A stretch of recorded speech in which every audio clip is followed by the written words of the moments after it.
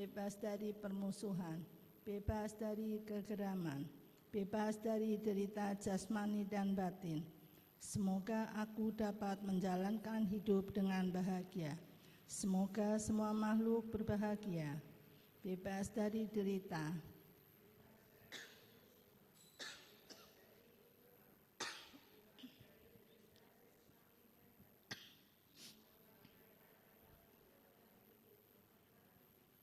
Semoga semua makhluk berbahagia.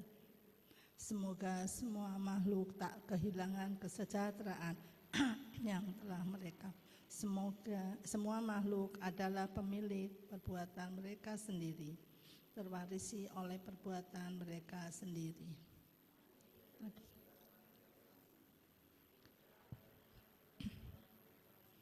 Bergantung pada perbuatan mereka sendiri. Berbuat apapun yang akan mereka lakukan, baik ataupun buruk, perbuatan itulah yang akan mereka waris. Sadu, sadu, sadu. Selanjutnya Bapak Ibu, tiba saatnya kita mendengarkan Dhammadesana yang akan disampaikan oleh Ibu Sisilia. Untuk itu saya persilahkan kepada Ibu Sisilia. Saya serahkan waktu dan tempat, saya persilahkan.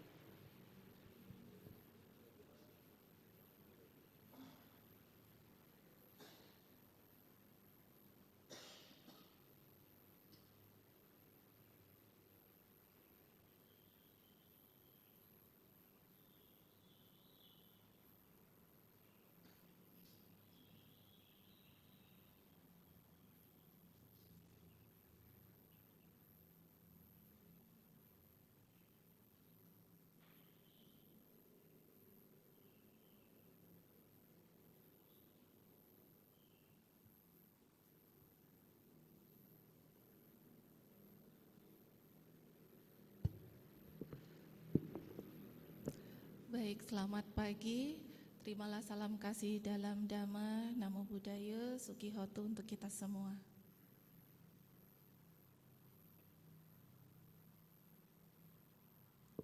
Ya, senang sekali ya pagi hari ini kita bisa bertemu kembali. Kita menantikan detik-detik Waisak ya. Besok sudah perayaan Waisak. Ajaran Sang Buddha sudah berjalan kurang lebih 2500-an ya. Kita masih bisa belajar agama Buddha, bertemu dengan Dhamma. Hendaknya kita selalu merenungkan ini adalah salah satu keberuntungan. Tentunya untuk bisa bertemu dengan Dhamma, pasti kita punya kebajikan di masa lalu. Karena tanpa kebajikan sulit sekali bisa mendengarkan Dhamma, ya bisa berjodoh dengan Buddha Dhamma. Nah, pagi hari ini saya ingin sharing sedikit tentang penyebab penurunan usia manusia. Ya, kisah ini tertuang di Sutta Pitaka Digha Nikaya, di sutta yang judulnya Cakkawati Sihanada Sutta. Sebelumnya kita memberikan penghormatan terlebih dahulu ya kepada Guru Agung kita dengan membacakan Namo Tassa sebanyak 3 kali. Namo Tassa Bhagavato Arahato Sama Sambuddhassa. Namo Tassa Bhagavato Arahato Sama Sambuddhassa. Namo Tassa Bhagavato Arahato Sama Sambuddhassa. Nah, teman-teman, saudara-saudari sedhamma, kalau kita membaca sutta atau kita mendengar kisah-kisah dalam Dhamma ya, itu sering sekali kita mendengar istilah kalpa, benar ya? Misalnya Sang Buddha calon bodhisatta, calon Buddha harus menyempurnakan 4 asankaya dan 100.000 kalpa. Nah, kalpa itu apa gitu ya? Jadi kalpa itu dalam kosmologi Buddhis itu adalah ukuran waktu yang sangat lama, ya, tidak dapat dihitung. Ya, diumpamakan sebagai berikut.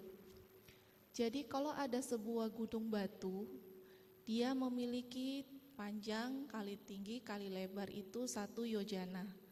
Nah, 1 yojana itu masih sering kontroversi juga ya. Ada yang menyatakan 1 yojana 16 km, ada yang 8 kilo, tapi biasanya kita umpamakan 1 yojana itu 10 km. Nah, jadi ada sebuah batu yang tingginya 10 kilo kali 10 kilo kali 10 kilo gitu ya. Setiap 100 tahun sekali seseorang muncul untuk menggesek kain sutra Benares ke gunung batu itu. Jadi setiap 100 tahun ada seseorang bawa kain sutra, kainnya cuma digesek 1 kali, seret gitu ya. Nah, sampai gunung batu itu habis terkikis, 1 kalpa itu belum tentu habis. Ya, jadi ini perumpamaan yang sering kita temukan ya, menggambarkan betapa panjangnya 1 kalpa itu. Nah, kemudian ada perumpamaan lain tentang kalpa ini. Next.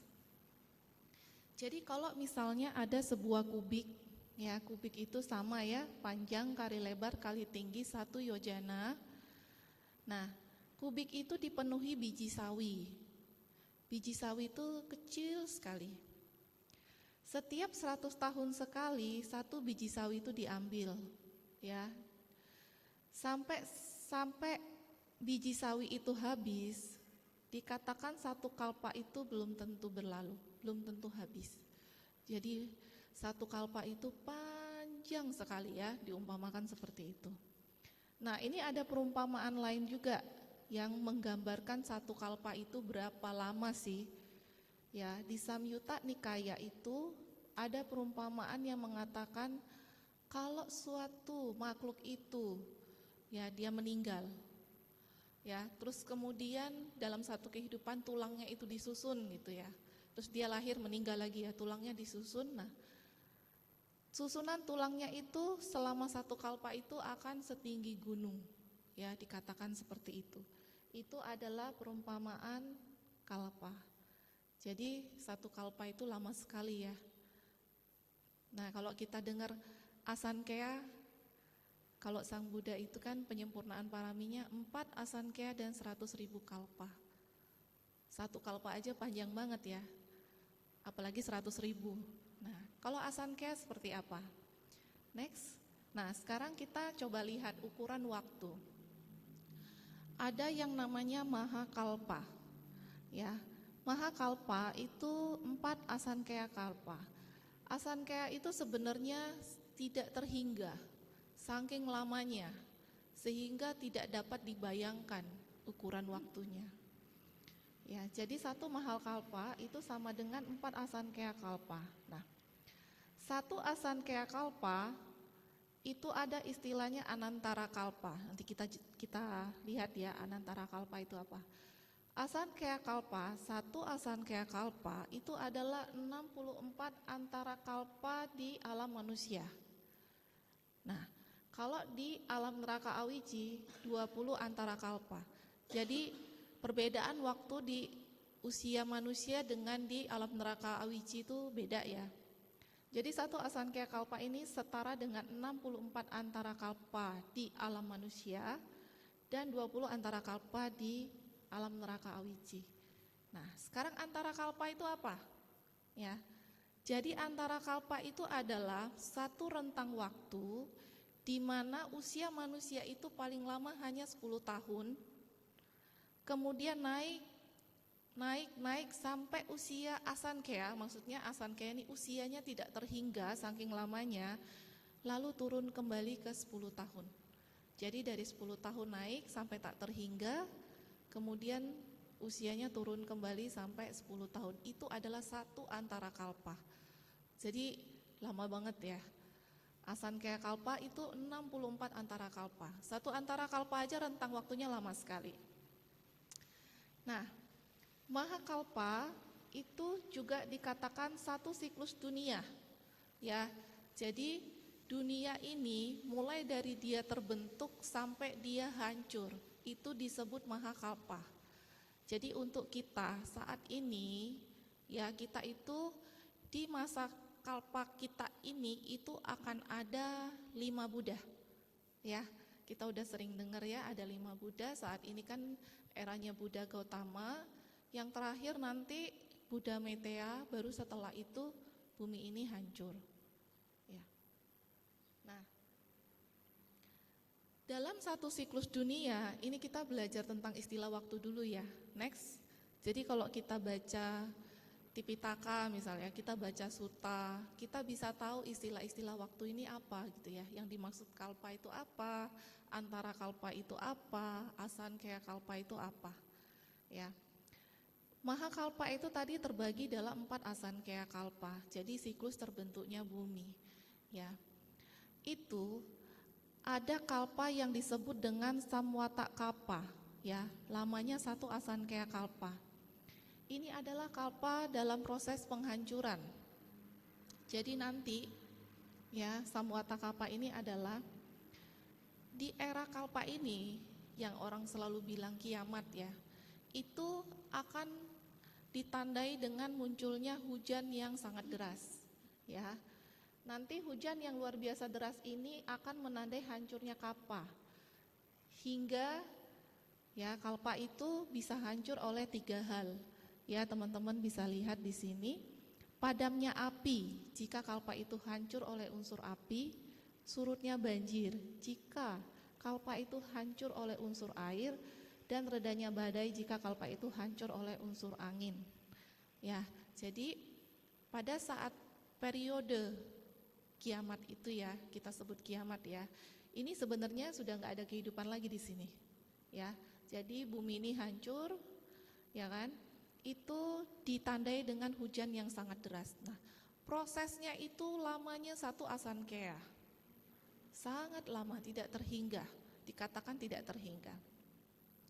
Nanti setelah itu masuk ke samwata kalpa, ini sama lamanya juga asankaya. Jadi ini periode dimulai sejak hancurnya alam semesta oleh unsur air dan angin tadi, hingga turunnya hujan deras yang menandai terbentuknya alam semesta.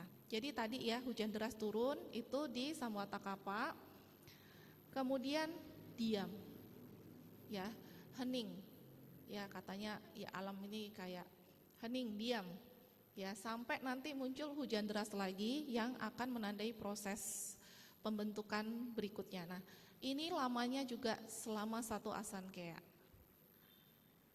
Next. Nah kemudian wiwata kalpa, ya lamanya 1 asankaya juga. Jadi ini dimulai sejak muncul hujan luar biasa deras, ya, yang menandai pembentukan alam semesta baru. Ya, nanti terbentuk matahari, bulan, bintang dan planet-planet. Sama, ini lamanya 1 asankaya kalpa. Ya, di sini juga belum ada kehidupan. Nah, Wiwatatai kalpa ini lamanya 1 asankaya kalpa. Periode ini dimulai sejak munculnya matahari, bulan, bintang hingga turunnya hujan deras yang menandai kehancuran kalpa itu. Kehidupan hanya berlangsung di sini, ya, Wiwatatai kalpa. Jadi kita sekarang ini ada di masa Wiwatatai kalpa. Ya, sementara yang 3 tadi itu tidak ada kehidupan sama sekali. Nah, masing-masing periode itu berlangsung lamanya 1 asankaya kalpa. Lama banget ya. Jadi kalau misalnya kita dengar ya dibilang, oh bentar lagi kiamat. Tapi kalau menurut Buddhis belum. Tapi, nah next, ada yang namanya antara kalpa. Ya, tadi kita tahu ya, antara kalpa itu ada 1 rentang di mana usia manusia itu dari 10 tahun naik sampai asankaya, ya, kemudian turun lagi ke 10 tahun, ya.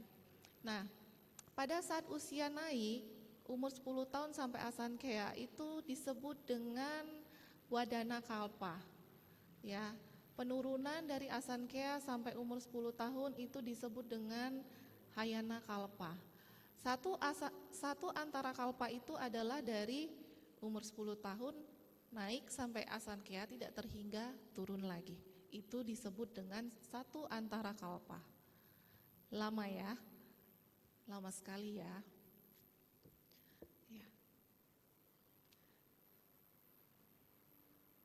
Nah, ada 3 jenis yang disebut dengan antara kalpa. Ini kadang kita sebut kiamat kecil. Ya. Jadi, antara kalpa ini kita harus terhindar dari kelahiran di antara kalpa ini. Kenapa? Pada saat usia 10 tahun, ya, moralitas manusia itu sangat-sangat rendah. Kalau kita terlahir di masa seperti itu, kemungkinan kita juga akan banyak melakukan pelanggaran-pelanggaran sila, ya. Nah, 3 jenis antara kalpa ini ada: 1, dubikantara kalpa atau kalpa kelaparan. Jadi, jika penurunan disebabkan oleh meningkatnya keserakahan, ya, maka akan terjadi kekurangan makanan dan semua orang jahat akan binasa 7 hari sebelum berakhirnya kalpa. Kemudian ada juga rogantara kalpa, kalpa penyakit. Jika penurunan disebabkan oleh meningkatnya kebodohan, moha manusia sangat dominan ya, moha makhluk-makhluk dominan, akan terjadi wabah penyakit dan semua orang jahat akan binasa dalam 7 hari sebelum berakhirnya kalpa. Kemudian yang ketiga, santatara kalpa atau kalpa senjata. Jika penurunan disebabkan oleh meningkatnya kebencian, ya, akan terjadi saling bunuh di antara sesama manusia dengan menggunakan senjata, dan semua orang jahat akan binasa dalam 7 hari sebelum berakhirnya kalpa. Nah, di era kita ini itu dikatakan nanti, ya kan, ini kan usia manusia kan udah menurun ya. Kita itu ada di santatara kalpa, kalpa senjata. Ya, untuk saat ini. Nanti katanya setelah di masa akhir antara kalpa ini itu akan ada masa 7 hari, itu semua orang saling membunuh. Ya, tapi ada beberapa orang yang masih baik, itu mereka melarikan diri ya ke hutan, ke tempat-tempat tersembunyi gitu. Setelah 7 hari mereka keluar, terus mereka melihat, oh, banyak sekali ya makhluk-makhluk yang terbunuh. Nah, di situ mereka berusaha untuk menghindari pembunuhan. Ya, di situ makanya moralitas manusia mulai meningkat kembali. Kemudian nanti anak cucunya juga usianya semakin bertambah gitu.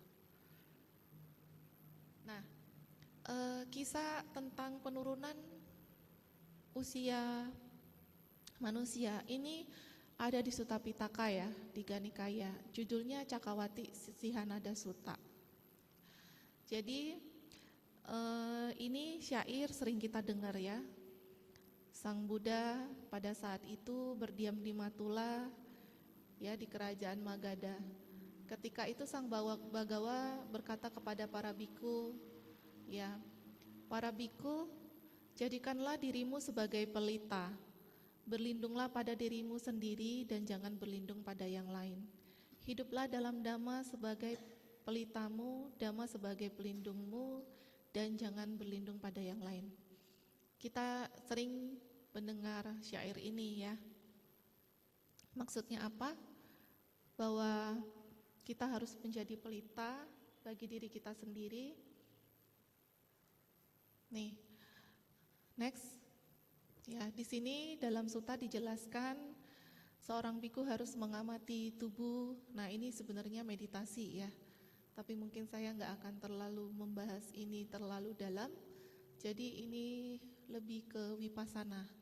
Ya, seorang biku itu mengamati tubuh, ya kan, kemudian mengamati batin, ya kan, batin itu ada perasaan, cita, kesadaran, kemudian bentuk-bentuk dhamma untuk melenyapkan keserakahan dan ketidaksenangan dalam dunia. Ya, jadi ini sebenarnya nasihat Sang Buddha untuk para biku, ya. Penjelasannya vipassana. Kita next aja ya, biar gampang. Jadi pada zaman dulu itu ada seorang maharaja dunia, ya. Raja dunia itu disebutnya Raja Cakrawati, ya. Namanya Dalhanemi. Dia jujur, memerintah berdasarkan kebenaran, ya. Raja dari 4 penjuru dunia, penakluk, pelindung rakyatnya, pemilik 7 macam permata. Jadi dikatakan bahwa Raja Cakrawati ini punya 7 permata. Permatanya apa? 1 caka, 2 ada gajah, ya, kuda, permata, wanita, kepala rumah tangga, dan penasehat. Nah, ia memiliki keturunan lebih dari 1.000 orang yang merupakan satria-satria perkasa, ya, penakluk musuh. Dia menguasai seluruh dunia sampai ke batas lautan. Yang ditaklukkannya itu bukan dengan pedang atau kekerasan, tapi dengan dhamma. Nah, terus diceritakan setelah banyak tahun, ratusan tahun, ribuan tahun, ya, jadi kalau dikatakan ribuan tahun berarti usianya sangat panjang, ya.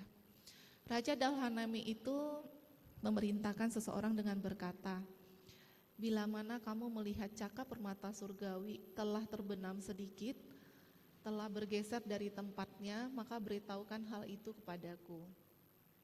Nah, setelah banyak tahun, ratusan tahun, ribuan tahun, orang itu melihat, oh ternyata benar, ya, cakaratana surgawinya telah terbenam sedikit dan bergeser dari tempatnya.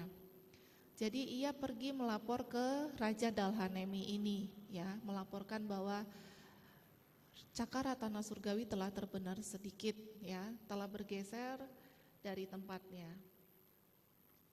Kemudian karena mengetahui hal ini, Raja Dalhanemi kemudian memanggil putra yang tertua, ya.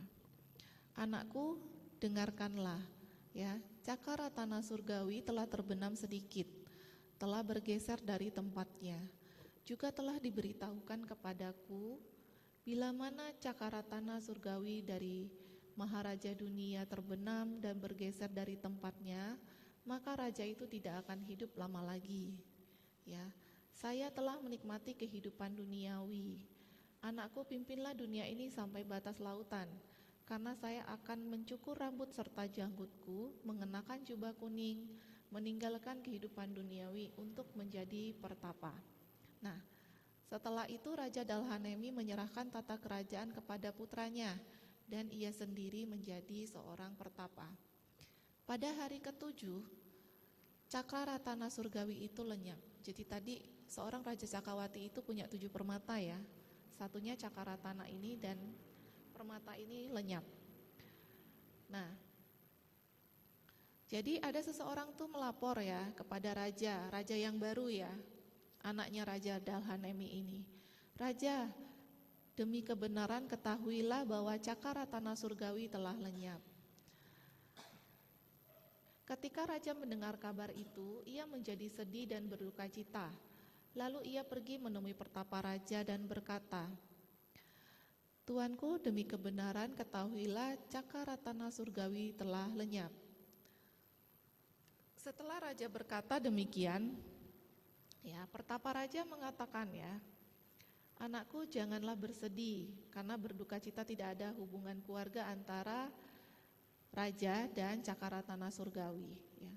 Tetapi anakku, putarlah roda kewajiban maharaja yang suci, karena bila kamu memutarkan roda kewajiban maharaja yang suci, dan pada hari uposata di bulan purnama kamu membasuh kepalamu serta melaksanakan uposata, maka cakaratana surgawi akan muncul lengkap dengan 1000 ruji, roda as, serta bagian-bagian lainnya. Nah, terus raja bertanya, apakah yang dimaksud dengan roda kewajiban maharaja yang suci? Anakku, hiduplah dalam kebenaran, ya. Berbakti, hormati dan bersujud pada kebenaran. Pujalah kebenaran, sucikan dirimu dengan kebenaran. Jadikan dirimu panji kebenaran dan tanda kebenaran. Jadilah kebenaran sebagai tuanmu. Perhatikan, jaga, lindungi dengan baik keluargamu, tentara, para bangsawan, para menteri, para rohaniwan, perumah tangga, para penduduk kota dan desa, para samana dan pertapa serta binatang-binatang. Jangan biarkan kejahatan terjadi dalam kerajaanmu. Bila dalam kerajaanmu ada orang yang miskin, berikanlah dia dana. Ya, jadi ini adalah roda kewajiban maharaja ya.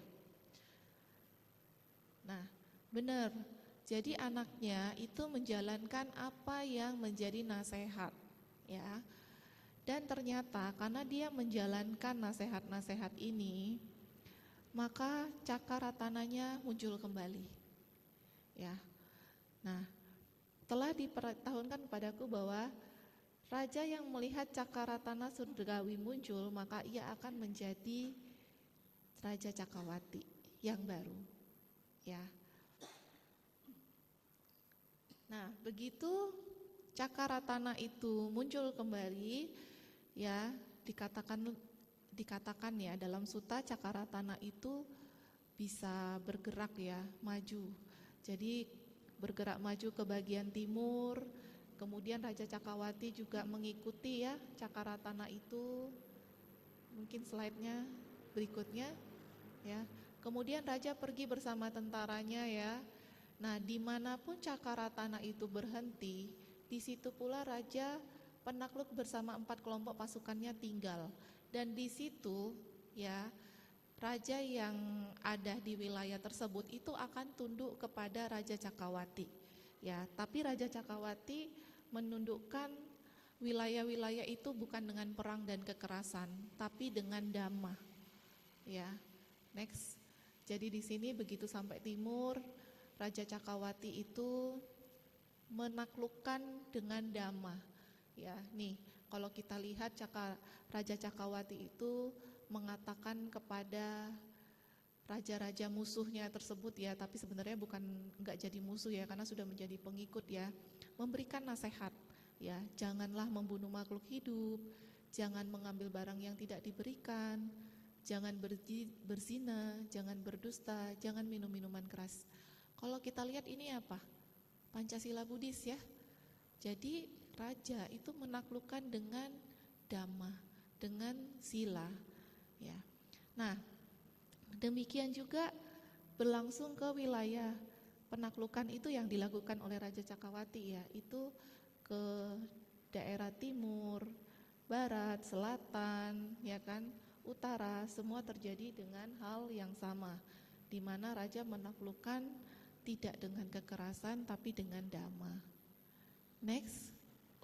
Nah, cerita yang sama ini berulang ya sampai ke raja yang ke-7, 7 generasi. Ya, jadi setiap kalau cakaratananya itu bergeser, oh rajanya waktunya tidak akan lama lagi. Dia akan memanggil putranya, ya, dia sendiri menjadi petapa. Nah, ini berlangsung sampai ke raja yang ke-7. Nah, raja yang ke-7 setelah banyak tahun, ya ratusan tahun, ribuan tahun, itu mereka melihat, oh cakaratana itu telah terbenam sedikit, ya sudah bergeser dari tempatnya. Nah, apa yang dilakukan? Jadi anaknya, ya kan, setelah dapat ini dari raja yang ke-6 ya, itu kan yang ke-7 ya. Raja yang ke-7 itu melihat raja yang ke-7 itu ke anaknya lagi ya, maksudnya raja ke-7 itu melihat, oh cakaratananya sudah mulai bergeser, berarti waktu dia sudah tidak lama lagi, sehingga dia menjadi seorang pertapa dan dia menyerahkan kerajaannya kepada putranya. Ya, di hari ke-7 setelah raja menjadi pertapa, cakaratana surgawinya lenyap. Ya, next. Nah, karena lenyap, ini ada seseorang yang melapor ke raja yang baru.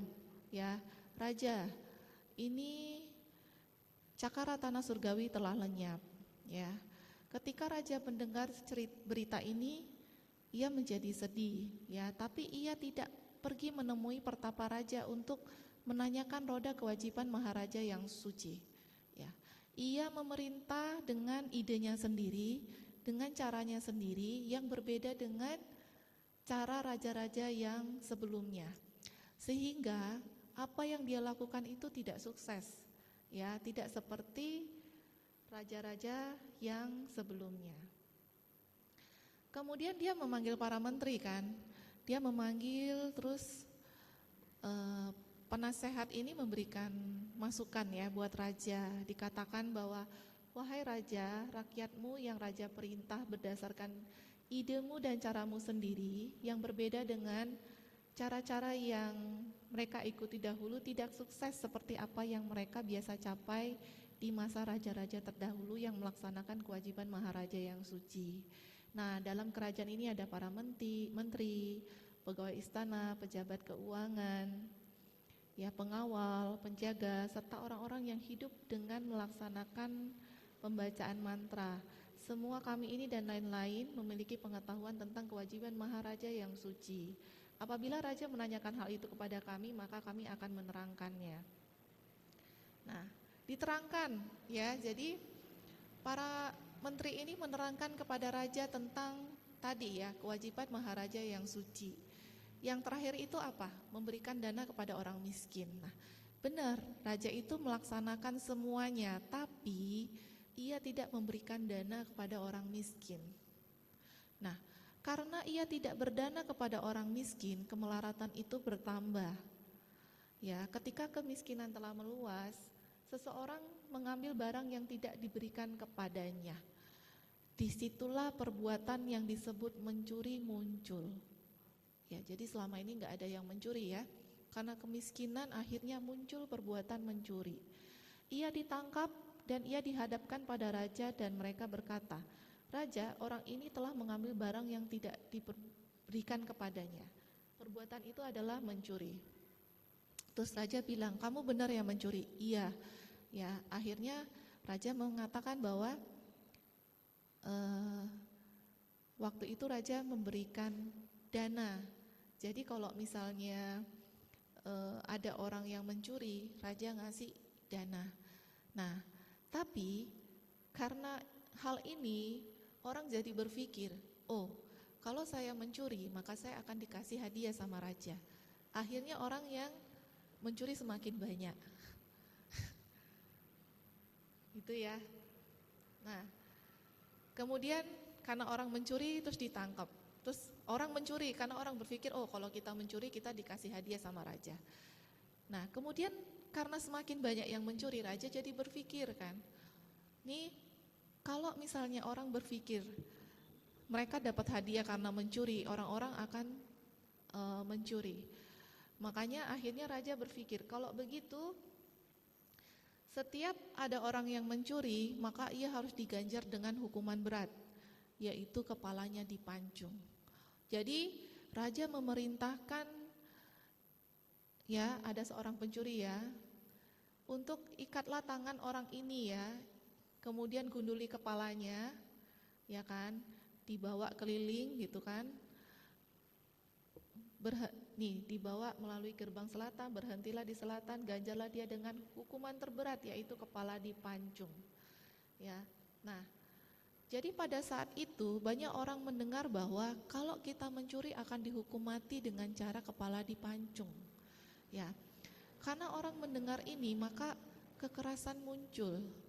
Ya, orang jadi berpikir kalau begitu kita juga harus menyediakan pedang tajam ya. Dan orang-orang yang barangnya kita ambil terus mereka tidak mau memberikan barang tersebut, ya, maka kita akan memancung kepala mereka. Ya. Jadi di situ mulailah orang-orang mempersenjatai diri mereka dengan pedang-pedang tajam, lalu mereka pergi merampok desa, kampung, kota. Nah, disinilah perbuatan merampok dan membunuh muncul. Ya, jadi pertama kali muncul karena apa? Dana tidak diberikan, ya. Karena 7 kewajiban maharaja tidak dilaksanakan, dana tidak diberikan, muncullah perbuatan buruk mencuri. Nih, karena dana tidak diberikan, next ya, kemelaratan meluas. Karena kemelaratan bertambah, muncul pencurian. Pencurian bertambah, kekerasan berkembang. dengan adanya kekerasan, pembunuhan menjadi biasa. Karena pembunuhan menjadi biasa, batas usia kehidupan dan kecantikan manusia berkurang. Sehingga batas usia pada kehidupan itu adalah 80.000 tahun, akan tetapi batas usia kehidupan anak-anak mereka turun, jadi hanya 40.000 tahun. Ya, disinilah usia manusia mulai turun karena moralitas manusia yang juga mulai turun. Next. Selanjutnya di antara orang-orang dengan batas usia kehidupan 40.000 tahun, ada yang mencuri, ya. Pencuri ditangkap, ya. Kemudian oleh orang-orang dihadapkan kepada raja. Raja, orang ini telah mencuri, ya. Apakah benar kamu telah mencuri? Tidak, raja, jawab pencuri itu, ya. Dengan jawaban ini orang itu telah berdusta. Disitulah kebohongan muncul, ya. Jadi perbuatan berburuk berbohong muncul. Ya, jadi demikian karena dana tidak diberikan kepada orang miskin, kemelekatan meluas, ya muncul perbuatan mencuri, muncul kekerasan, pembunuhan, sehingga berdusta menjadi biasa. Karena berdusta menjadi biasa, batas usia kehidupan dan kecantikan manusia berkurang. Sehingga yang pada saat itu usia kehidupannya 40.000 tahun, akan tetapi batas usia kehidupan anak-anak mereka turun lagi menjadi 20.000 tahun. Nah, di antara orang-orang yang usianya 20.000 tahun, ya, ada orang-orang yang mencuri, ya. Tetapi ada orang juga yang menuduh orang lain mencuri. Maka muncullah perbuatan memfitnah. Ya. Next. Karena perbuatan memfitnah ini muncul dan menjadi biasa, usia manusia pada saat itu 20.000 tahun turun kembali menjadi anak-anaknya hanya 10.000 tahun. Ya, nanti pada saat usia 10.000 tahun manusia itu ada yang cantik, ada yang tidak cantik gitu ya. Nah, yang berparas buruk itu iri dengan yang berparas cantik ya. Akibatnya mereka banyak melakukan perzinahan dengan istri-istri tetangga. Ya, perzina muncul, perbuatan buruk muncul ya. Karena perbuatan buruk ini muncul, maka usia manusia dari 10.000 tahun, batas usia kehidupan anak-anak mereka menjadi hanya 5.000 tahun. Turun lagi. Nah, pada saat usia 5.000 tahun, next, ya, berkembang dua hal, kata-kata kasar, ya, dan membual muncul, ya. Maka usia turun lagi, ya, 5.000 tahun, tapi anak-anaknya hanya 2.500 atau 2.000 tahun. Ya, di batas usia 2.500 tahun ini muncul iri hati dan dendam. Ya, karena muncul iri hati dan dendam, anak-anaknya batas usia hanya 1.000 tahun.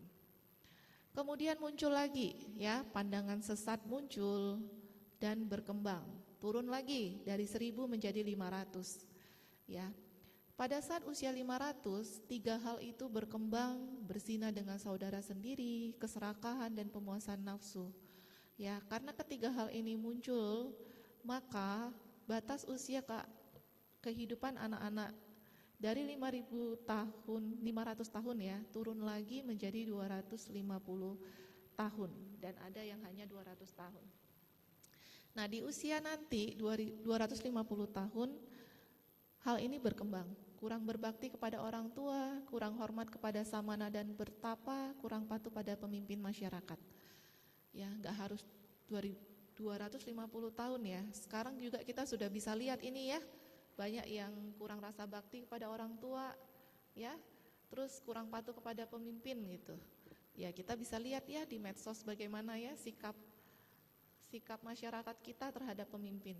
Nah, karena hal-hal yang tidak bajik ini, maka usia manusia semakin turun. Ya, pada saat itu 250 tahun, tapi usia anak-anak mereka hanya 100 tahun. Next. Nah, nanti akan turun-turun terus ya, sehingga batas usia kehidupan menjadi 10 tahun. Pada saat usia 10 tahun, umur 5 tahun itu adalah usia perkawinan, ya. Pada masa kehidupan ini, makanan yang paling mewah itu dikatakan hanya biji-bijian kudrusa. Nah, ini saya coba cari ya, biji-biji kudrusa itu seperti apa, tapi saya belum nemu ya biji kudrusa itu seperti apa. Tapi kalau di India itu makanan seperti dadi susu, mentega, minyak tila itu makanan yang cukup mewah untuk saat ini ya. Nah, itu akan lenyap ya. Jadi makanan terbaik itu hanya biji-bijian. Nah, pada masa itu nanti ya, pada saat usia 10 tahun, 10 macam cara melakukan perbuatan baik itu akan hilang. Ya, kita tahu ya, perbuatan 10 jalan perbuatan bajik ya, dasa kusala kamapata itu hilang. Sedangkan 10 macam cara melakukan perbuatan jahat itu berkembang dengan cepat ya. Dan di antara mereka tidak ada lagi yang menyebut tentang perbuatan bajik ya. Next, tidak ada lagi rasa bakti kepada orang tua, tidak ada lagi rasa hormat kepada samana dan pertapa, tidak ada lagi rasa patuh kepada pemimpin masyarakat ya. Nah, nanti pada masa itu ya, mereka itu bahkan kalau apa ya, kita udah seperti hewan ya, makhluk. Kalau menikah itu ya dengan ibu, bibi dari pihak ibu, dikatakan seperti itu ya. Dunia akan diisi oleh cara bersekutu dengan siapa saja ya, udah mirip seperti hewan ya. Di antara orang-orang ini saling bermusuhan yang kuat akan menjadi, ini maksudnya orang-orang ini itu kebenciannya itu munculnya sangat hebat ya di situ. Jadi dendam, keinginan membunuh itu hebat sekali. Tadi kalau kita lihat ya, kalau Santa Tarakapa yang kalpa karena senjata itu disebabkan oleh apa? Kebencian ya, senjata. Jadi kita ini nanti di akhir antara kalpa ini itu kebencian yang sangat hebat yang muncul ya. Kemudian akan ada masa nanti selama 7 hari mereka akan melihat individu lain sebagai binatang liar. Pedang tajam akan nampak selalu tersedia di tangan mereka, sehingga mereka akan saling membunuh. Sementara itu ada orang-orang yang dengan pikiran sebaiknya kita jangan membunuh, kita tidak membiarkan orang lain membunuh kita. Ya, marilah kita menyembunyikan diri ke dalam belukar, ke dalam hutan, ya, ke gua. Dan itu mereka lakukan selama seminggu. Ya, pada hari ke-7 mereka keluar, kemudian mereka dikatakan saling berangkulan ya, saling membantu. Oh, kami masih hidup, senang sekali melihat Anda masih hidup. Di situ mereka muncul keinginan bahwa kita jangan membunuh, kita jangan saling membunuh, karena dengan pembunuhan kita banyak kehilangan sanak saudara. Ya, masih slide 39 ya. Nah, disitulah tidak membunuh berkembang. Ya, karena tidak membunuh berkembang, pada saat itu usia manusia 10 tahun, itu anak-anaknya usianya mulai meningkat kembali menjadi 20 tahun. Ya, tidak membunuh berkembang. Next. Nah, kemudian mereka terus mengembangkan kebajikan ya. Jadi mereka berusaha mengambil apa ya? Tidak melakukan pencurian, tidak berzina, tidak berdusta, memfitnah, tidak mengucapkan kata-kata kasar, tidak membual, tidak serakah, tidak membenci, ya, tidak berpandangan sesat gitu ya, tidak berusaha untuk melakukan 3 hal ya, tidak bersetubuh dengan keluarga sendiri, tidak serakah, tidak memuaskan nafsu indera, kemudian mereka berbakti kepada orang tua, menghormati para samana dan pertapa, patuh kepada pemimpin masyarakat. Nah, karena mereka selalu melaksanakan kebajikan-kebajikan ini, usia anak-anak mereka selalu bertambah ya. Dari 20 tahun jadi 40 tahun, kemudian naik lagi jadi 80 tahun, 160 ya, kemudian naik lagi ya, sehingga mereka batas usia anak-anak itu mencapai 80.000 tahun gitu ya.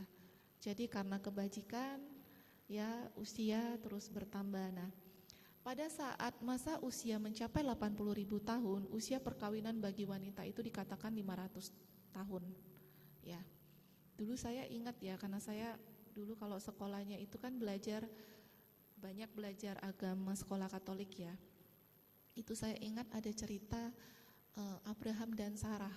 Nah, Sarah itu dia punya anak di usia 500 tahun waktu itu. Dulu saya belum belajar agama Buddha, jadi saya masih berpikir, oh orang zaman dulu itu usianya dikatakan 2000 tahun sampai 2000 tahun. Nah, Sarah sendiri punya anak usia 500 tahun. Jadi setelah saya mempelajari agama Buddha, terus saya ya cocok logi. Oh, ternyata kalau dikatakan pada masa-masa yang dahulu usia manusia itu panjang, ya sesuai sebenarnya ya, karena Tipitaka kita juga Sang Buddha mengajarkan seperti itu. Nah, pada saat usia manusia di 80.000 tahun, hanya ada 3 macam penyakit, ya. Keinginan, lupa makan, dan ketuaan. Pada masa usia manusia yang sangat panjang, ya, karena moralitas manusia itu sangat bagus, maka kondisi alam itu juga sangat mendukung, ya. Jadi dikatakan tumbuhan-tumbuhan itu menyediakan gizi-gizi yang sangat berkualitas, ya, makanya manusia bisa mempunyai usia yang cukup panjang, ya, penyakit juga tidak ada. Itu karena moralitas manusia yang bagus. Jadi kita tahu kalau moralitas manusia semakin buruk, maka alam lingkungan kita juga akan semakin buruk, ya, bibit penyakit juga akan makin muncul. Nah, nanti di usia 84.000 tahun, ya, di Jambudipa ini di India itu selalu diceritakan ada satu kota Jambudipa ya. Jambudipa itu bukan kota mungkin ya, lebih India ya. Itu akan ada kota Ketumati sebagai ibu kota ya. Dikatakan Ketumati ini sangat ramai. Nah, pada masa itu akan muncul seorang Raja Cakrawati yang bernama Sanka, ya. Sama ia akan memiliki keturunan lebih dari 1000 orang yang merupakan satria-satria yang hebat, ya. Nanti pada masa itu akan muncul Sama Sambuddha Metteyya, ya. Di situ nanti muncul Sama Sambuddha Metteyya dan Raja Cakrawati Sanka ini nanti akan menjadi salah satu murid dari Sama Sambuddha Metteyya. Ya. Next. Gitu ya.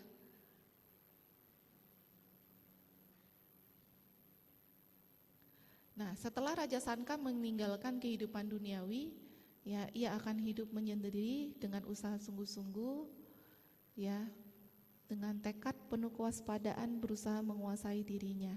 Tidak lama kemudian ia akan mencapai tujuan yang merupakan cita-cita dari mereka yang meninggalkan kehidupan duniawi dan hidup sebagai pertapa. Masih dalam kehidupan dalam dunia ini, ia akan mencapai, mengetahui, dan merealisasi tujuan akhir dari penghidupan suci. Ya, tujuan akhirnya bisa merealisasi pembebasan akhir ya. Nah, itu ya. Jadi saya nggak menjelaskan sampai akhir ya. Sebenarnya masih ada penjelasan singkat ya tentang Sutta Cakrawati Sihanada Sutta ini. Tapi di sini poin yang bisa kita ambil, poin yang bisa kita petik adalah bahwa semakin moralitas manusia itu jelek, ya kan, maka usia kita itu juga akan semakin turun. Nah, kita sekarang hidup di usia udah bukan 100 tahun lagi ya, usia yang paling lama mungkin tinggal 80 tahun aja udah cukup tua ya, 70 tahun pun sudah cukup panjang. Kalau kita manusia ini semakin banyak perang, ya semakin suka melanggar sila, itu usia kehidupannya akan semakin pendek gitu ya. Nggak heran kalau misalnya wabah penyakit juga banyak ya, seperti kemarin kan sempat COVID gitu ya. Ya karena emang pada umumnya moralitas manusia makin jelek. Nah, kita sebagai umat Buddha, karena kita bisa mengenal Dhamma yang baik, kesempatan yang bagus buat kita karena kita masih bisa mempraktekkan moralitas ya, dan semoga kita juga bisa terhindar dari 3 antara kalpa itu ya. Jadi kalau dalam kehidupan yang beruntung, kalau kita mengambil perlindungan kepada Sang Buddha, tujuan kita salah satu manfaatnya juga terhindar dari 3 kalpa yang tidak beruntung itu ya.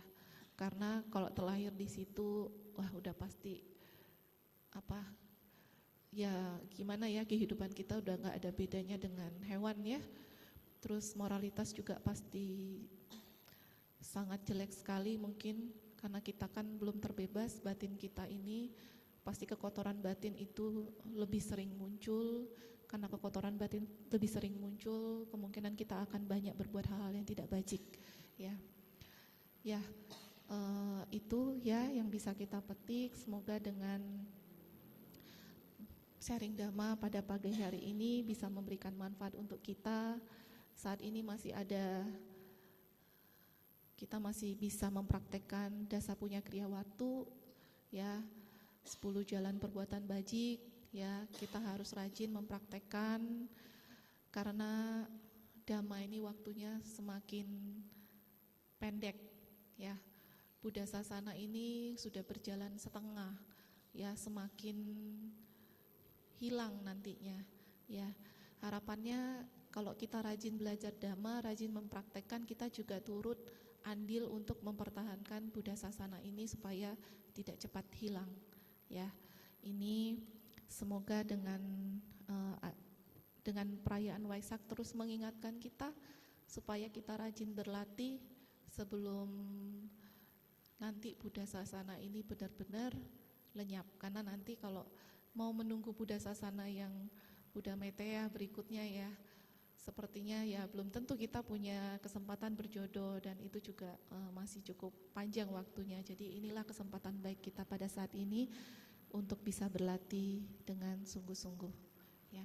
Mungkin itu saja sharing pada pagi hari ini. Semoga bisa memberikan manfaat untuk kita semua, sehingga kita semakin rajin, termotivasi untuk mempraktekkan Dhamma yang telah diajarkan oleh Guru Agung kita.